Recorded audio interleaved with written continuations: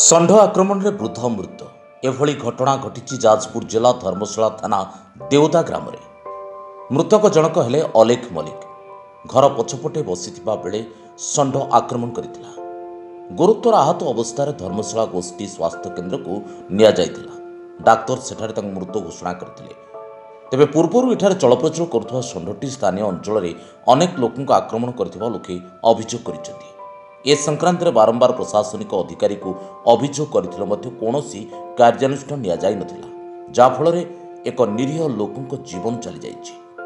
ଗ୍ରାମରେ ସ୍କୁଲ ଅଙ୍ଗନବାଡ଼ି ଥିବାରୁ ସ୍ଥାନୀୟ ଲୋକେ ଆତଙ୍କିତ ଅବସ୍ଥାରେ ଅଛନ୍ତି।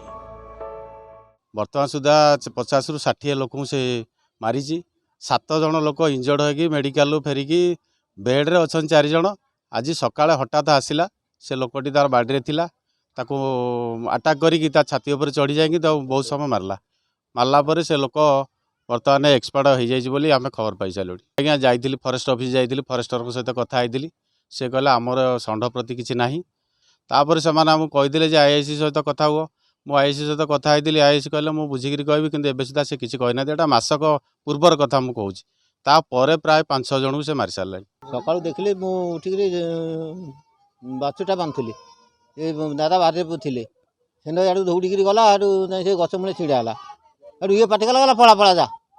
ହଁ, ସେ ଯେତିକି ତ କହିଛି ଦୌଡ଼ି ସିଆଡ଼ୁ ଆସିଲା, ଇଏ ଦୌଡ଼ିକି ଆସିଲା, ତାକୁ ଟେକି ଫୋପାଡ଼ି ଦେଲେ, କଡ଼େଇ ପଡ଼େଇ ମାଇଲା ଆଉ। ହଁ, ମୁଁ ହୁରି ପକେଇଲି ଲୋକଙ୍କୁ, ଲୋକ ଦୌଡ଼ି ସବୁ ଆସି ଦେଖିଲେ ଏଠି ଯେ ତାକୁ ମାରି ସାରିଲେଣି। ହଁ, ତାକୁ ଟେକି ଗାଡ଼ି ବିଦା କଲୁ, ଆଉ କ'ଣ କରିବୁ।